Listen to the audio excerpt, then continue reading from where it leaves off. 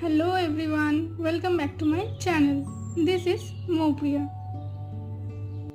আমি তোমাদের সাথে শেয়ার করছি what I eat in a day. আজকে ডে 5. চলো দেখে নেওয়া যায় আজকে আমি কী খেলাম। সকালে উঠে চা সাথে দুটো বিস্কিট খেলাম। আজকে আমার ক্লাস ছিল, দ্যাটস ওয়াই আজকে তাড়াতাড়ি ভাত খেয়ে নিয়েছিলাম।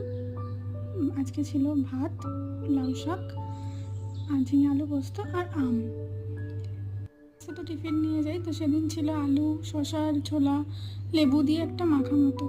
দেন ট্রেনে আসার সময় চোখে পড়লো ঝালমুড়ি, তো নিয়ে নিলাম ঝালমুড়ি, খেতে খেতে চলে এলাম।